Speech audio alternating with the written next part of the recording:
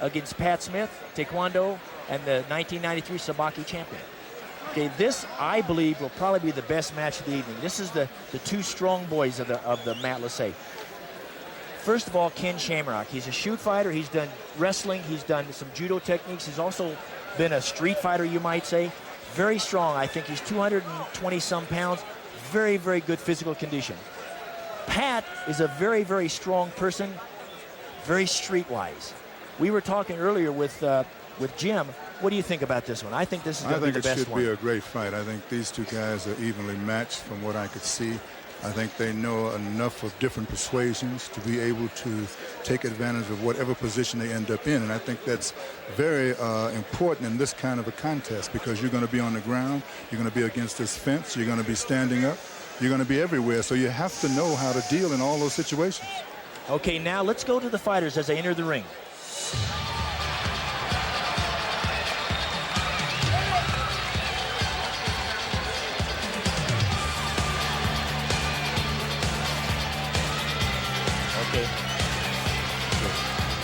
Enter the ring is Ken Shamrock. Looks very determined, very strong. This is, I would say, the strongest combatant in the ring today.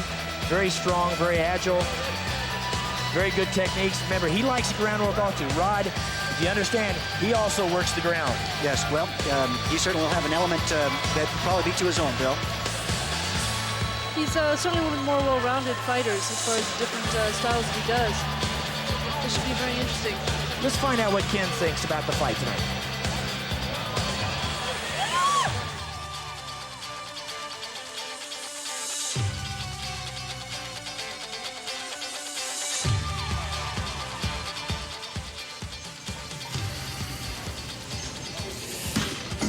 Hi, my name is Ken Shamrock. I'm fighting in the Pancakes organization out of Japan. I go 1 week each month and fight over there. My style consists of feet fighting, fist fighting, and ground technique. I think I'm going to win this fight because I am well adapted and I have many tools to go into the ring and use. I can fight on the ground and I can fight standing up. So I think this is my chance to win. And now let's welcome Pat Smith into the ring, please.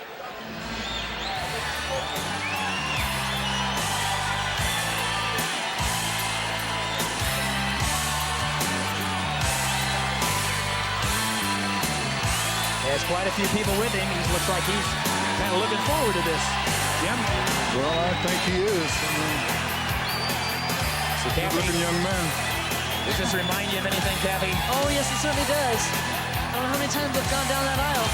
You know, it's still kind of ironic, but Royce was the only participant so far that wore the traditional judo top or the jiu-jitsu top. Yes. Everybody else is wearing shorts or wearing, you know, trunks somehow. I don't think Royce had to worry about anybody grabbing hold of his gi if it was against art. But he's a pure jiu-jitsu man. Yes. And like I say, it does work in their favor. I'd say these two are certainly in great shape. Let's hear what Pat Smith says about the fight.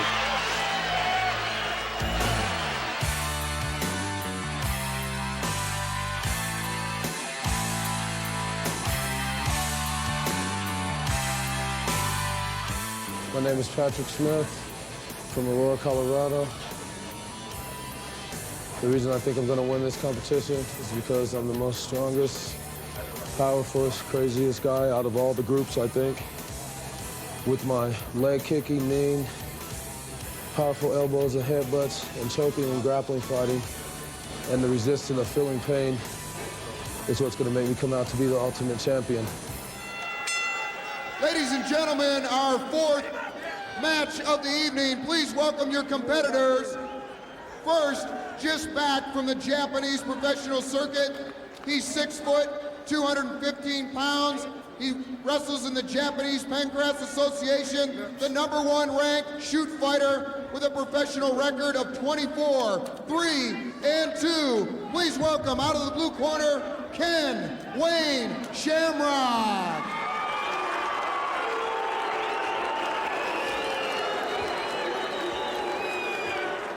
And his opponent from Denver, Colorado. 6'2", 217 pounds, third-degree black belt, #7 ranked, Sabaki Challenge heavyweight champion. An astounding record of 250-0. Please welcome Patrick Smith. Interesting to see him wearing Thai boxing shorts. Yes. Pat is wearing Thai boxing shorts. I think Ken is wearing the very simple swimming trunks just so you can't grab anything. That's probably a good idea. And he looks pretty good in his swimming trunks, too. I have to admit, he looks pretty fantastic. Oh, the muscles in the stomach. Well, I guess he's not going to be throwing too many punches to the stomach, huh? I don't think so.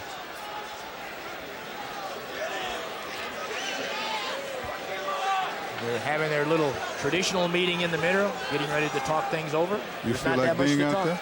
Not me. I'm with Not you. Let's go play some football. This is your game, Let's baby. go. I'm an old person. I'm 40. I'm an old person. All right, Superfoot. If you want to wrestle, we can wrestle, but at least getting hit ruins your whole. I told you, pain hurts.